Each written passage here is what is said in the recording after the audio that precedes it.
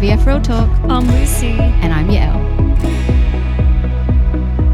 Welcome back, guys. Hey, It's hey, us Lou. today. Hello. It's us. I love your hair like that, up. Yeah, Suits you. different. I like your hair. One time you done like a half up, half down. Yeah, I haven't done with that for a Chantel. while. That really suits you. You need to do that. I should and it do feels that. comfortable, right? Yes. Having it like pulled back a little bit. Yes, it's nice out of my face. Otherwise, I also play with my hair a bit. Yeah, me too. If any of you watch it. I'm always touching my hair. That's why it's always oily and annoying. Yeah. And I literally always wash it the day before. Yes, so do My I. hair's thin and it just gets annoying. Oh, well, I think also the ring light makes it look gappy and... Yes. Well, not your hair. You got thick, beautiful... Mine's just too thick. I'm the silky opposite. I like hair. wash my hair once a week and that's like a ritual. like every second day or Otherwise, third it's day. just like I look like I've stuck my finger in a PowerPoint and it's just fluff. So I I want like that. Let's it's so swap. funny. We want the opposite. I'm like, oh, Lucy's hair always looks so beautiful and long and thin and flat and Yeah, flat. Yeah. I don't want flat But I hair. like that. So I get my GHD and I flat the shit out of it. I go to the hairdressers, they give me a blow dry and I'm like, can you GHD over it? And they're like, oh, okay. Wow. Yeah, it's funny, huh? Because I wake up like after a shower and my hair's just dead. Yeah, I 'Cause like it's so that. thin, so it's just- so good. There's no volume to it. I want to go get, is it carotene? But now there's another one. There is another one. Yeah, there is another one. got I a think weird it's meant to be name. healthier. Nano. Yeah. Nano. So anyone that knows anything about nano, let me know. Yeah, exactly. Yeah. And then I'd love to cut it here too, like a bob. That would suit you. Chop that would it, look really short. nice. I love the Yeah, bob. I love the bob. But it I has feel to be like I have dead a bob straight, today. otherwise I can't do it. Yeah. Straight So- bob is nice. Yeah. It has to be straight. Yeah, it has to right. be dead straight, otherwise. Okay, let's get into the episode. Yeah, let's do that. Sorry, guys. What are we talking about today? Today we're talking about IVF brain. It is a thing. It I was is. never It's real. warned. Were you warned? No. I feel like not many people talk about this. Yeah. Like if you speak to someone that has gone through IVF, they don't warn you. They don't say IVF There's so brain. much you don't get warned about. But yeah, Yeah. this was definitely one I never got. Like you get the emotional roller coaster, you get, this, that and the other, all the advice, you get everything. But I've never heard this. But it is a thing. And did you feel it the same every single round, your 4 rounds, or was it more sometimes, less sometimes? How was it for you? Oh, I feel like I felt everything differently round to round and Same, sometimes I felt repetitive. different too. Yeah. I felt different Yeah. as well. Yeah. I feel like the medication, the different types of medications. Did you have any rounds that were exactly the same medication? I feel like you did. Oh, yeah. I think I had two that were exactly the same. And then my third was on par, give or take. But overall, collectively, all 4 rounds, there wasn't like anything doubled. The last one was a little bit higher, but yeah. Were you on like 450? I was on 450, but I was on 300. So it wasn't like, yeah. So it was either 300 or 450. They were my cycles. Yeah. Yeah, because I feel like even though my second round I was on so much medication and I did feel more nauseous, Yes. but I felt more mentally crazy on my first round and brain fog. I think also because I was on letrozole. I feel like that drug. Yeah, got me. I did that when I wasn't cycling IVF and we had, Why were you on letrozole? because it was the 4th shutdown and we went to see Matthias and I had done my last embryo before I could cycle again. Mm-hmm. And he said, well, while you've got I had 3-month wait for my doctor again, remember? Oh, that's right. And he's like, well, while you're waiting, try naturally. Okay, so he gave you letrozole. Yeah. Wow. Yeah, I had it from day 1 of my first cycle for some reason. But yeah, let's get into this episode. Let's talk about it because it is a thing. And I feel like it gets worse and worse as the days go on. Don't you agree? But talk about all the different types of things that because it's not just medication related. No, that's true. Yeah, that's true. I feel like it actually starts a little bit before your first round. Yeah. Preparing and all of that. But it can be anything. Like it can be the constant hypersensitive to your body, or So every hypersensitive. twinge, do you feel like before IVF you couldn't really gauge too much about your body, but then IVF you were like so aware of every movement internal? I think when I was TTC and really tracking it, I really became so aware of my body, and now I'm super aware of everything in my body. Like when I eat something, I know my body doesn't like this certain food or these types of foods because it reacts this way. Yep. So yeah, I feel like TTC journey.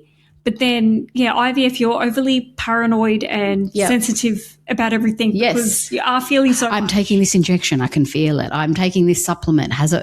You're feeling everything.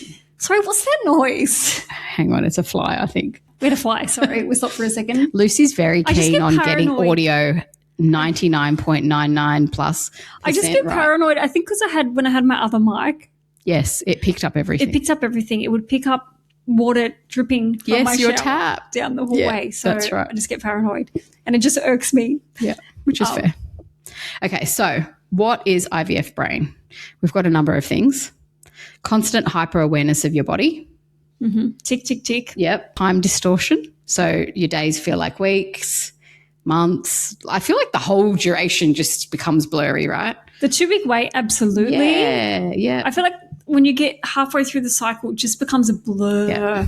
Yep. You know that time in between Christmas and New Year's? That's how the IVF cycle feels. Yep. I don't know what day it is. I don't know what month it is. Yep. I don't know who I am. I don't know what my personality is anymore. Or it's the opposite. You become so obsessed with time. Like, I've got a 6 o'clock. It's injection time. So it's just you're always but you don't know what day of the week it is. I also understand how people forget their injections or miss the time because absolutely. it is it's a lot. Yeah. It's overwhelming. Obsessing symptoms, obsessing over symptoms. Spotting. Yeah. I've done that on my TTC journey and it carried through to IVF. Oh, absolutely. Everything. Every little niggle. Google. Overthinking every email from the clinic. Yeah. Been there.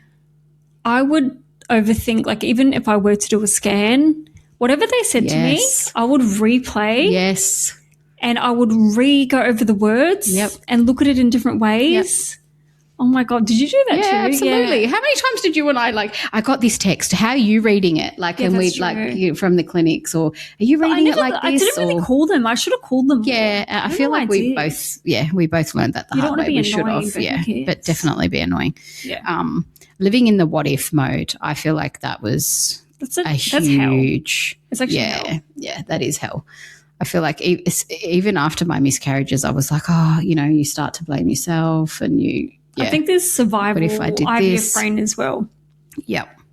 You're just trying to survive, so it protects you. I would feel numb a lot. Yeah. My brain would feel numb. Yeah. I just couldn't process it. I feel like that's a mode. I would feel zero emotion. Yeah, all the time. Yeah, and then extreme emotion. Yes, it was numb or extreme. Or really unrational, extreme. I remember George would sing that song to me on my first cycle. He would sing the song, I'm hot and I'm cold, I'm yes and I'm no. And it's so true. You are. Absolutely. You're pumped, you get excited, you're doing injections, you're going to egg collection, and then you get the results and you're not so pumped. It's literally up and down for sure. Yeah. Forgetting basic things like this is the brain fog piece. Yeah. It is a thing. It really is a thing. You know when you get sick, I think this is the best way to explain it. You get sick, you have a cold, and your mind just feels like it's wrapped in a blanket, like you've lost a bit of your senses. Yep. Your nose is blocked, your ears are blocked, your eyes are itchy, and you just feel like you just can't concentrate. Yes, you walk into a room and you forget why you walked into that room. It's the worst feeling ever. I hate brain fog. Mind you, I'm living there right now. Again, bit of perimenopausal brain fog, but yes, it's so bad. It is so bad. It is extreme though. It's so extreme. Yes, you put your phone down somewhere and you can't, and you rack your brain. You walk around the house trying to find it, and it was there the whole time. I wonder if it's because when you're doing IVF, you're so on. You need to be on. Yeah. You need to be on for the timing, the appointments, everything. And I wonder if your brain is just like, it needs to rest. Yeah. So but I also think the hormones as well. Yeah, no, it is the hormones. But it's you're both. Right. But it is a bit absolutely. Of both. It's the emotional race that you're in, the hormones, and it's just a recipe for disaster. You know what would happen to me a lot when I wasn't numb? Things would feel so intense. I feel like I don't really get like this anymore, but maybe when I was a kid and stuff, I would get like this. Like you're feeling everything and you're just so in the moment. Yes. I feel like we don't live in the moment. Like life is busy. Yeah, we're not present. But when you're doing IVF, you feel so in the moment. Everything feels so intense. I remember going for a walk or listening to a song and you just feel so much. That's so true. Yes, so true. All your emotions are heightened.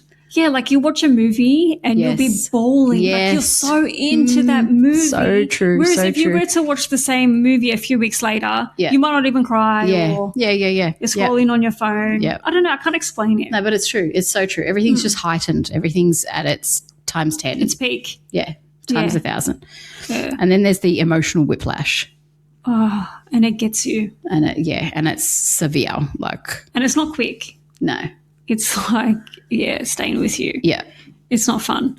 But let's talk about the clinic anxiety. Okay. Because that's a real thing. Yep. I feel like you definitely experienced this. Yes. Well, absolutely. With my first clinic, you had not the best experience too. Yeah. And I didn't know it till I then knew it. Which is probably a good thing at the time. So at the start I didn't know and I just thought it was normal. But when things just got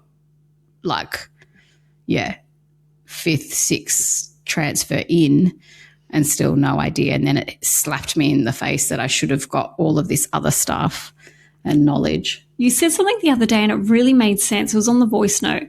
You said depression is this and anxiety is this. Can you say it again? Oh, yeah. So I learned through therapy back with an ex. Anyway, he went to therapy and I took him. And the therapist was trying to explain to him he suffered from depression and anxiety. And so she was trying to explain to him that depression is a state of living in the past and anxiety is worrying about the future. And that's exactly what IVF is and infertility is, worrying about the future. Yeah, absolutely. And if I'm going through all of this, if it's going to pay off being depressed or not. because you may have, you're looking back to a miscarriage or you're looking back to a failed cycle. And so what she said is there's depression, there's anxiety, but you're not current in the present moment. You're living forward and back, But I feel like during IVF, the drugs would make me live in the present moment. Yeah, and you're probably right, but I think you also on the journey as a whole, you're going through this emotional whiplash of you might be depressed because of your cycle prior, your zero fertilization, whatever it is, you're grieving something. The fact that you're doing IVF, whatever it is, and then you're panicking about your next cycle, you're worrying, you're in an anxious state. So it's all of it. It's funny you say that, living in the past. See, the thing that would get me down a lot on my journey, and I don't think we've spoken about this before, I would think about my childhood and how I would want to relive it with my baby. Would you think about that? I want to watch Winnie the Pooh. Yeah. I want to read these stories. That's cute, want to get this, you love Mickey Mouse and Minnie Mouse, and you do that now. Yes, that's so true. I feel like I would see kids playing in the playground and I would think, I'd love to do that with all the cute things would get me, the cute clothes. Yes. I would dream but for I would go shopping. I'd go into baby clothes shops. I would avoid that. That was fucking stupid. But I enjoyed doing that because I would be like, oh, how cute, or it is cute. Yeah. Hard at the same time. Hard, but it would give me hope. Would you spiral so much that you would literally come up? I feel like I do this now. Actually, I'm thinking about my life. I go on ChatGPT and I do this. Yeah. So you don't know the outcome. You're anxious about your cycle. Maybe you're 5 or 6 days in. I feel like this is when it peaks. And you literally have to come up with the ending of your cycle in your brain. You literally say, okay, this is the cycle that's going to work or not work. Yes. This is what's going to go wrong or right. I'm going to get this many eggs. Yes. Did you do that too? Absolutely. Or I'd have signs, or today, something would happen. I'd be like, this is a good sign. And I'm going to get, X amount of eggs. And sometimes it would be like, I don't need lots of eggs. I just need the good quality. The good egg would come, or just whatever it was that, I think because you'd narrative. It was the unknown. I had to just map it out in a way. Yeah. I don't know if it was to protect me or because I couldn't stop thinking about it. Yeah. My brain was just. But it's also a bit of being hopeful and trying to, hope for the best, and not that, not this toxic positivity stuff, but you wanted to see the outcome that you wanted, Yeah. Oh. But mind you, I would also do the reverse. This isn't going to work. I would mainly be on the reverse. I would do that all the time. Yeah, I would mainly be on the reverse. It's going to fail again, and I would think of the worst outcome. Yeah. Fertility treatment isn't just about the medicine. It's about trust, timing, and feeling genuinely supported along the way. At ReproMed, patients are cared for by highly experienced fertility doctors who work closely with small, dedicated care teams. That continuity means people are listened to and supported at every stage of their journey. ReproMed focuses on clear communication, thoughtful guidance, and evidence-based care, helping patients understand their choices and move forward with confidence. Because when it comes to fertility, personalised care and human connection matter just as much as science. Search repromed.com.au/IVF Real Talk to speak with an experienced fertility nurse and take your next steps with confidence today. I always thought I'm going to ovulate before it even gets. I always thought that too. Always. It's such a scary even thought. for my transfers. It does feel like you're about to ovulate. Yeah. It does feel like that. I think every transfer in my first clinic, I would ring them and say, "Are you sure I haven't ovulated?" Wow. I swear I have, and they had a very different way of doing it. Like they would make you pee on a stick to check your ovulation. I'm like, but I swear I've got ovulation pains. Like, are you sure? Yeah. Well, there's a symptom spotting. I did ovulate early. And so, right. You manifested it. No, you didn't. You didn't manifest it. I think from that, when I realized I could, I realized, oh my God. But you do always hear about that too. People talk about it, so it is scary. Yeah. So I would get paranoid from that day on. Were you worried that you were going to get OHSS? Because I know you got it. I got it. But were you worried about getting it? Okay. Yeah. Did you know about it? I got warned because I also got warned my first cycle. Yeah. But I also just thought that it was like, again, in my first cycle, it was naive bliss bubble of I have no idea. I'm just going with what they're saying. And so to me, it felt like maybe everyone got the warning, like you're doing the cycle. Yeah, you don't know. Yeah. I didn't know that. I did think that too. Everyone was at risk. I thought everyone was at risk. So I just thought, oh, well, it's a risk. I'm doing IVF. I think you were the one that told me, no, it needs to be at least 11 eggs. Yeah, and then you're more at risk. Yeah, I think 12 or 15, but yeah, I think that's it. What was your most Googled symptom thing? Like what would you Google the most? Oh my God. What part of the cycle do you get? I could sit here forever. I think I Googled the most in my 2-week wait. Yes, I was about to say, let's go to the 2-week wait. Okay, so I actually, and I wonder if I still have this, I need to check my old phone. Day by day, I would literally write down exactly how I was feeling and all my symptoms. Oh, I love you did that. I didn't do that. Yeah, I done that. I had to. See, I'm just. But you did that in your trying to conceive. I did. So that makes sense. It became a pattern. But I done it more so. I got really obsessed with it. But yeah, I would note everything down. I would Google anything I was feeling that I thought was out of the norm. But the thing is, you're giving, what's those little tablets called? The veg pills? Oh, Lucy's favourite, pessaries. The progesterone. The pessaries, you are going to have symptoms from those. Oh, yeah, progesterone gives you all the symptoms. So, yeah, but then also I feel like you do not make things up. Oh, yeah. But things you wouldn't feel before or things that you wouldn't notice before, you notice. It's heightened. Yeah, that's what we were saying before. What symptoms were you getting even when it didn't work? I would, what symptoms? All the twinges. Twinges. I would think for sure sore boobs, all of it. But again, your periods, it's a bit of an evil twist here that your period symptoms are exactly the same as your pregnancy symptoms. So like your early pregnancy symptoms. I got stomach issues. Yes, that's right. I got breathlessness. Oh, yeah. It could have been from being anxious, actually. Maybe. Absolutely. Anxiety, now panic attack. I think about it. Yeah. Yeah, absolutely. So true. I feel like I Googled the most in my 2-week wait. Yeah. From day one, though? Nah, not from day one. Okay. Closer to halfway. Maybe the second week I was just crazy. How many times a day? It was always when I would go to bed. Yeah. Or first thing in the morning, one of the two, depending on my anxiety levels. Because that's But yeah, I'd Google everything under the sun. How early can I test? What does all the drugs that I was on, what symptoms are they that, to rule them out? Okay. And then, early pregnancy symptoms. That was my number one most searched Google. And the thing is, it would always make you believe that, yes, you were 100% pregnant. Mm-hmm. Okay, let's talk about the clinic spiral. So, for example, you're at work. Mm-hmm. You're sitting at your desk. You're working away and then your phone rings. My phone and it's private during number. IVF was with me 24/7. Oh, really? Yeah. Yeah, I feel like it was always it was always near me. Yeah. It was always near me. I was really close to my phone. But what would happen to you physically when you saw private number? My heart would drop, sink to my stomach, and I would probably freeze. Yeah. Freeze up. Yep. And start sweating. Yeah. And literally It couldn't answer quick enough. It's not swiping. Like, what? Yep. And then run. I'd always get up and run. And I would always have the fear, like if I had, because I worked in recruitment at the time and I had interviews. So I was like, what am I going to say to the person? Because I'm absolutely answering this call. What am I going to say to the interviewer? That's awkward. I always thought every time, because I'm like, Murphy's Law, they're going to call me when I'm in the interview, not when I'm packing up for the day. Yes. And I wanted them to call me when it's inconvenient. I don't care. Yes. Just call me anytime, 5 times. Yeah. And ASAP. What about if you got a private number? Would you be crazy like the real we done? Absolutely. 100%. Would you call the clinic?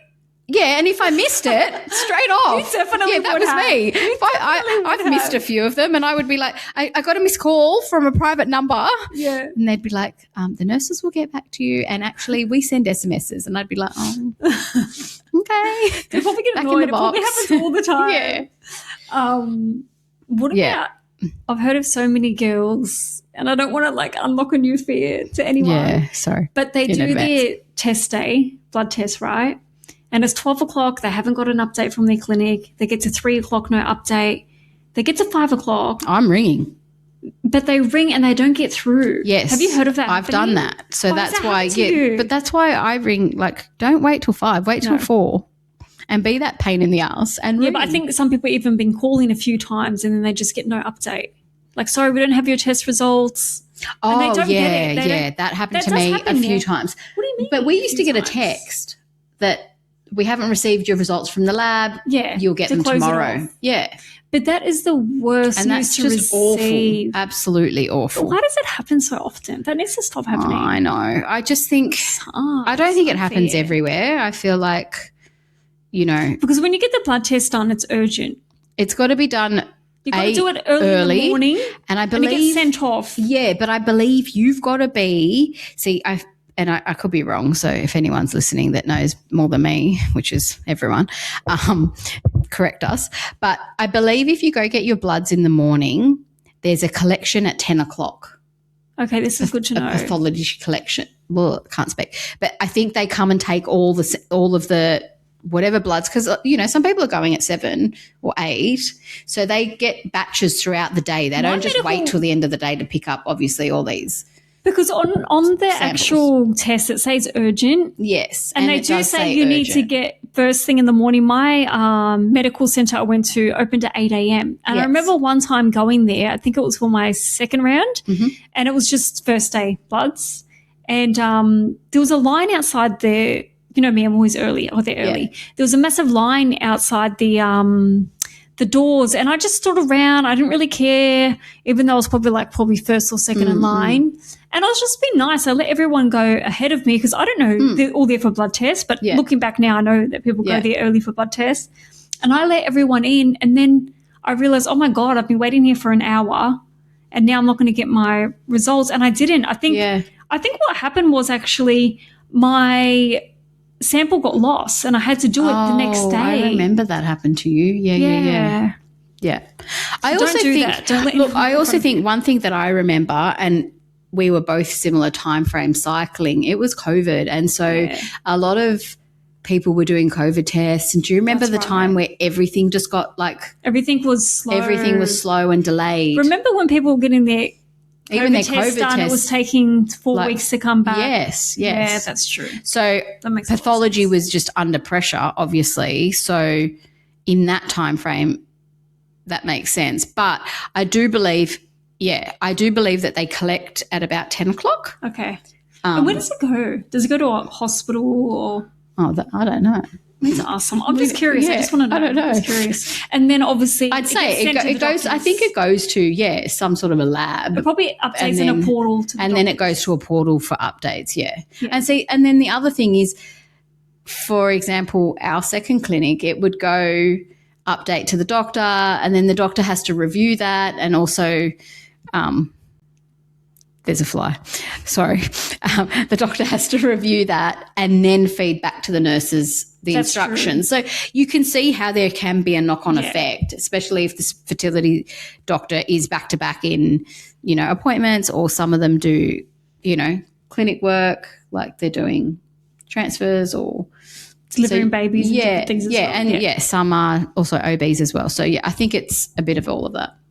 Yeah, I think some clinics you can actually sign into a portal to get your results and stuff as well. I don't know if it's an Australian thing or not, but I have seen that before. Yeah. Is that? Well, I remember Dr. Charlie. Charlie would when I went to see him, and I didn't have all of my history. He'd be like, "Just 1 second. Do you remember where you did that blood? I'm Ed. Okay," and he'd just go in and he'd get all my results. That happened to me with my lung specialist one time. Yeah. I'd done a scan and he said, "What?" And it was 8 p.m. at night, and I'd done it that day, and he said, "Which med center did you go to?" I told him. He looked it up and he said, "Oh, yep, I can see your results. You have this, whatever." I was like, "What?" Yeah.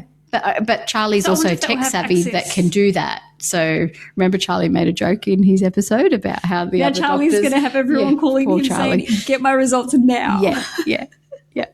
But so I think definitely it goes into some sort of a portal, and then the doctor has to review it. But obviously then give instructions to the nurses. Yeah. I feel like we got off track. What were we even talking about? Yeah, I feel like we did get off track. The clinic calls. We were talking about the anxiety of blood tests and clinic calls. We're back on spiraling clinic spiral. We get too into things. Okay, but speaking back of these calls, right? So, and you're good at this. What? So the next question is, do you analyse their tone? Yes, so absolutely. You get a nurse call, and you're straight away, what's your first thought? Do you know straight away, good news, bad news? Straight away I know. Really? Because I do the same thing in recruitment. Yeah, so you're so much more in tune. I have to give tone because I don't want to get someone's hopes up either. Yeah. I think I was just so nervous. Just spit it out. But even sometimes when their tone was actually fine, neutral. I analysed it and because it is neutral. Yeah, sometimes I got neutral and I'd be like, oh, this is bad news. I would already have it in my head. It didn't matter what tone they had. I think if it's bad news, I don't know if this is a thing, but they stall. If it's going to be bad news, they stall a little bit. Okay. I think it'd be interesting. I wish I recorded all my calls. Not that you can record calls, but it would be nice. I would like to go back and relive that. I would love to know the science behind that, but I think it is a thing because my first clinic that called me, I feel like she said, "What's your address? What's your date of birth?" Was like she just kept asking questions she probably didn't need to keep asking. Right. But if it was good news, they can't wait to tell you. Yeah. But if it's bad news, they're just trying to warm the conversation. Subconsciously, they don't. Yeah. It's like, okay. Yeah, I can see how that. That few seconds, though, is so far out. hard. I'm sweating. Yes, so hard. I've got it on loudspeaker. Yep. I'm trying to find George so he can listen in. It's just horrible. Yeah, it's not good. That is the peak anxiety. Yes. Or the day before your test day is peak anxiety. Speaking of that, do you prepare mentally, like for bad news or good news? Oh, yeah, bad news. Always only bad? Only bad. But I feel like you'd be good. I feel like it depended where I was. I think like there were times where I'd be like, yep, this is going to be it. We're going to get good news. And then, God, would you? Talk about the landslide coming down from that. I would never let myself get to that point. I would. No way. Yeah. But see, Luan was also very optimistic. So we'd both jump on the bandwagon too sometimes. George was optimistic? Yeah. I wasn't. I was pessimistic. Well, Luan would pump me up and I'd be like, yeah, he's right. And then. I feel like Luan does that now. He's so good. Yeah. So sometimes. Yeah, absolutely. That. So sometimes, we would do that. And then, some. Would you guys have anxious talk about it, talk about it? I would, he wouldn't. No. Yeah, I think I'd just talk to you about it. But that would have been me. I just chew everybody's ear off, but not. Yeah. I talked to Luan, and I had a lot of cries. There was a lot of not talking, crying. Yeah.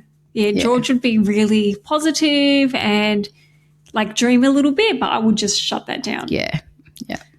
So I was protecting myself, I think. And I think it's hard. I would have those glimpses and little moments of dreaming and stuff, and then I would just shut myself down because it's too hard to get there. Yeah, which is fair. Okay, let's talk about the emotional brain side. Emotional brain side. When did IVF stop feeling exciting or hopeful or, to scary and sad.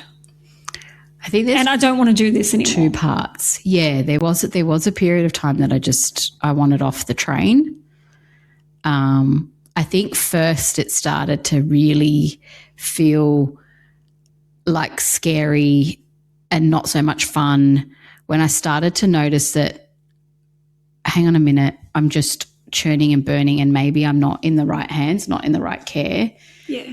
And then trying to figure out my next move, but then also trying not to lose time. And that was a spiral. And then when I just got to the last embryo. I'm actually surprised it took you that long to spiral, to be honest. Sixth embryo. And I remember talking to you in that spiral. Yeah. I think peak was your birthday. Yes. Was the test on your birthday? It was test on your birthday. It was the day before. Yeah. And what round was that for you? That was my 6th failed transfer. And I remember you said to me, I'm just too old. Yeah.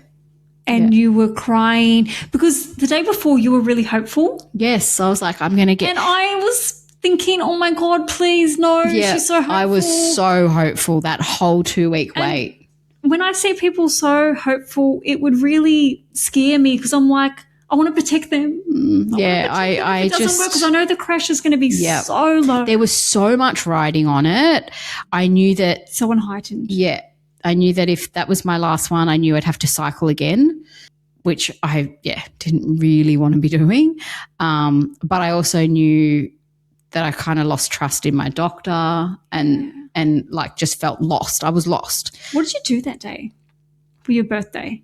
So you woke up and I tested. Obviously, it was negative. I tested. I think I started bleeding the day before. So I already got the bad news. And at this clinic, you tested at home. Okay. So I tested at home and I was absolutely shattered. And then Luan knew that Luan and his mum, and they were really cute. They were like, it's either going to be the best day or it's going to be a really bad day. Yeah. So you like the need reality to take of that. her See, that's shopping. how I would think. Yeah, see? That's how I would think. So they mapped out and Luan's like, I'll take her to Broadway, we'll go shopping, we'll have a nice lunch. And he surprised me and bought me a brand new phone outright at Apple. And so, his mum and him came up with that idea and it was really special. I love the backup. I feel like you do need to have a backup. Yeah.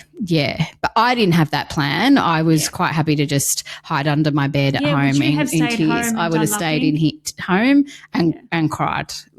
Did you cry out in public? Yeah, I had moments of really hard moments out there with him. I feel bad now.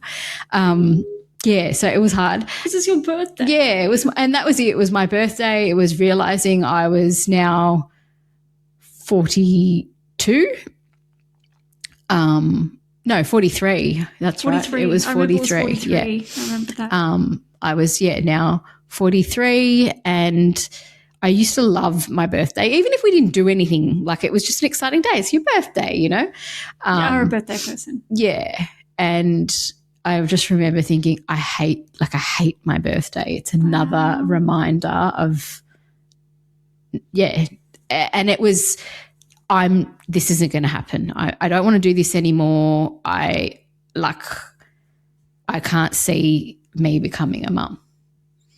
So that was, that's the probably worst for that. And I had the 2 miscarriages and I hit rock bottom there too, but this was, yeah. I just don't understand why these things happen on the journey. These savage moments happen to us.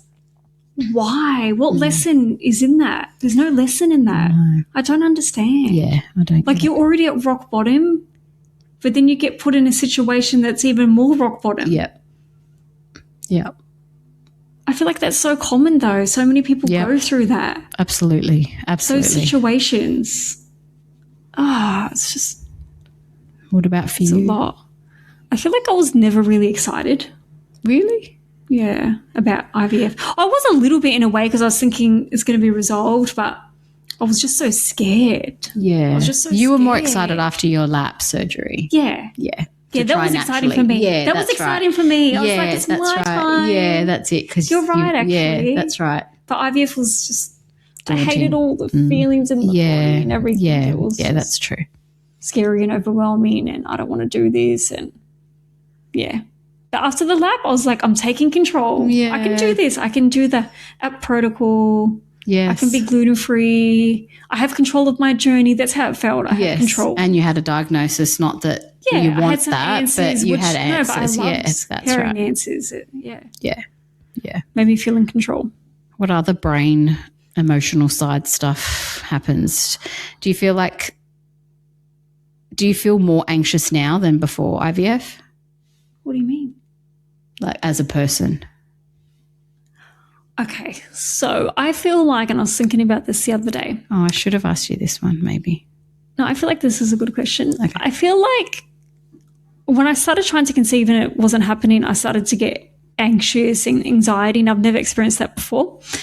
But now that I'm not on the journey, I don't really deal with like the heart palpitations, that anxious feeling. I just get normal anxiety, day-to-day life. but not in it. Yeah. Not like I can't sleep. I don't get that anymore. I do. Not on the journey. I do if I've got some medical procedure coming If up. I'm waiting for medical results, I will overthink and get anxious, definitely. Yeah. But day-to-day life, day-to-day life. Whereas I feel like, in the journey, you're day-to-day anxious. Yeah. Yeah, that's so true. Have you ever felt resentment towards your body? Has your brain ever made you just hate your body? Oh, absolutely. Absolutely. I feel like when I had my second miscarriage, I just thought, why can't I hold a baby? Why can't I, why is this happening like back to back? Like, and they were pregnancies back to back as well. Like, so yeah, I just thought, why are you failing? Like, why? What am I doing wrong? And it was just all hate on me. Wow, I didn't know you felt like that because you've never said it before. Yeah, it's just, a lot. But you don't feel like that anymore? Like you forgive yourself and you reflect and you God, I give grace. Like, okay, yes. I know that wasn't my fault. I know I didn't do anything wrong. I know, and I feel like even the word miscarriage, and I heard this actually on another podcast, and I really loved what she was saying. I can't remember who it was, but she talked about the word miscarriage being like you've miscarried. You have miscarried. Like, again, it's blame. I've never actually looked at rather the word than pregnancy before. loss. Like, I've never actually looked at the word. and it really is. It's like it's so shameful. Like, it is. Yeah, like it needs to be changed. It does. Like the language, and we do talk about early loss, early pregnancy loss more and pregnancy loss and but whatnot. Even chemical pregnancy, that doesn't sound well with me. Does that sit well with you? No, it's an awful thing to say. Chemical, like what even? Yeah. So it was, and it just dawned on me, like the narrative, and even all of the comments that I was getting when I had my first and my second. It is blame. Like you can't not blame yourself. Like, so yeah, it's pretty sad. Obviously I've come a long way and I know that it's not my fault. But at the time, oh, absolutely. You find every reason to try and to rationalize, why it happened. Why did it happen? Like, yeah.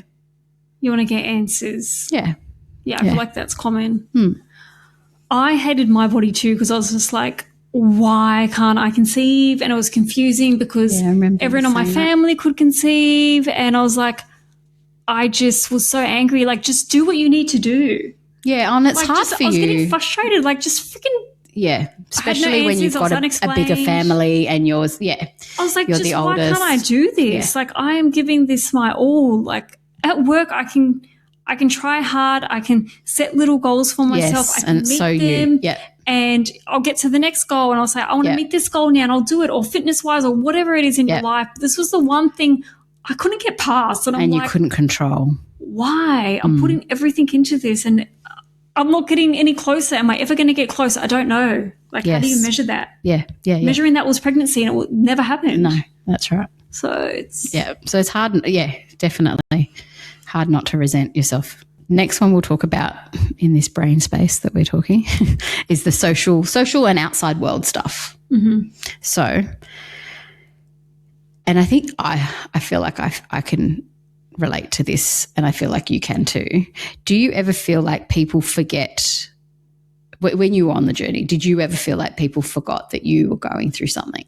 Like they were now having the brain thing? Yes. Yes. I feel like, yes, definitely, but I don't think they ever forgot. I think they just didn't know how to bring it up or how to acknowledge it or how to deal with it. Yes. But I think they always had it front of mind, but they just didn't show it in their actions, and that feels hurtful. Yeah, it's isolating. Like it then makes you, it was almost like the elephant in the room that no one talked about because it was too hard and too uncomfortable. To talk about. Yeah. It's true. And it's hard. It's hard that you're going through something that, and we're living it all day. Every second. Yeah, all day, every second of every day. Mm. And so then, you might catch up with your friends socially, and there's two sides, because like sometimes you're like, I don't want to talk about it. Mm. But then there's the other side where no one says anything about it. And it's no one, when it hurts, when no one asks you and maybe you're ready to talk about it, but no one even says, how are you? Yes. Because they know they're scared. You're not good. Yeah. They know you're not good, so they just talk about lighthearted, small things. Yeah. You know what it is? Like men to men. Yes. They'll never say, how are you? Like, guys don't talk about that stuff. Yeah. But I feel like when you're on the journey, friends and family, it's kind of like that. They don't want to go there. Yeah. Because they know it's... They don't want to open up the door because they just are worried for you. Sometimes you do want that. Yeah. Occasionally you do want that, yeah. Okay, now we're going to get deep. Yeah. Did your brain ever let you go to the point where you thought about it not working and not having a baby and not becoming a mum? I think I would get to the edge, like the edge of the cliff, and know that was a really big fall. Like, I knew that was possible. I had that thought all the time. Because I know I wouldn't let myself. I was going to say, because I know you would always fantasize and think about your future. Yes. And you would look at the baby clothes. You would do all of those things. But would you actually go on and think about being child-free? But I would always say I might not become a mum. But would you go on to think about it and I wouldn't go on and fantasize about not becoming, like, not fantasize, but to actually map it out. No, I wouldn't. In your mind. No. Wow, edge of the cliff. Knowing it's a possibility. I knew you were going to say that. Knowing I could. This could be my reality. Like, especially on that birthday. This was definitely the day where I was like, it's not going to happen. Mm. But I couldn't go past there. Okay. That's interesting. I couldn't start to think about, I couldn't even think about, potentially exploring donor at a certain stage at this point in my journey. Further down, I probably would have, but then things changed with Charlie, and points, But it stretches. Yeah, it stretches. Yeah. My options stretch, but at this point, I just Would you ever have dreams about it? Because I'm curious if your mind would go there in your dreams. No way. If they would have been nightmares. I would have woken up hysterical. Yeah. No. See, for me, I would go there. Wow. Yeah, I feel like it's so us, right? We know that. It's so us. But this the is day your when planning. Dr. Cooper told me you have endo and everything, me and George had the conversation then, and we said, do we just give up? And then we spoke about what life would look like. And we said, we can go on holidays. Oh, wow. We can, do this. Yes. Can, we mapped things out a little bit because, and then I would go and follow child-free, not by choice pages and people because I think because with me, I'm a little bit more like, not realistic, not saying that you're not. No, but you'll dive into research. Yes, you want to know what that might look like. I want to know what it might look like. You want my options? Yeah. It's not, yeah. I feel like I'm realistic, I think I have a bit more realism. I'm too scared to tap into it. Yeah. Because right now I can't. I knew that if I thought about that, I would have hit depression at its peak. But before that day, that never happened. So it happened that day, and then from there I've done some research. Wow. So it did take a while to get to that point. Yeah. And that point was zero hope. So that's why, you know, like when you have no hope, where do you go? Yes. To the other and that's side. what I said to you. For my journey, the only thing that kept me going was hope. But you know what the funny thing is? A few hours later and the next day, my hope went back up again. Wow. Isn't it weird how that happened? Did that happen to you on your journey? Weird. I think I had to keep hope. I couldn't let go of it. Otherwise, I would have given up. Yeah. But then giving up, I think, would have been, I don't know what giving up would have looked like for me. I feel like we would have been good in a relationship. Yeah. Yeah. I'm the practical one. Yes. You're the hopeful one. Yes. You know, we would have been able to balance each other out a little bit. Yes. So true. But that's George was more like you. And you remind me of George was more Luan. like you. Yeah. we say this all the time. Lou and I have like all these chats and I'm like, oh my God, Luan does that. Or Luan likes this or Luan likes that. And Lucy's exactly the same. It's so weird. I found my female husband. That's true. Yeah. That's true. And I'm very similar to George. It's quite funny. You are. It's hilarious, actually. Like all the same foods, you're the same. Yes, even the way, yes. Do you put we were talking about this earlier. Do you put chocolate in the fridge or not? Like, it's a no. It's a no. It's a hard no. Yeah. But for some people, that's right. But like so many foods that Luan eats, Lucy eats, and I'm like, nah. And George and I are the same. Bit bland, bit boring. Yeah. That's so true. Anything else we should cover? No, I think that covers it. I mean, my brain fog's kicked in now. I don't know. I don't have any more brain fog to talk about. I think it's a long-term side effect for us. Yes. It's definitely that's it. Permanent damage. Yeah. I just want to say one thing. I would love for every IVF doctor to go through a round of IVF. Oh, imagine that. Just so they can feel it, understand it, and just see it for another side. Yeah. Because I feel like any job that you're doing, if you put yourself in that person, you know, you just get a bit of understanding. Yes. Live it. Yeah. Yeah. I love it. And Charlie too. Oh, the male doctors too.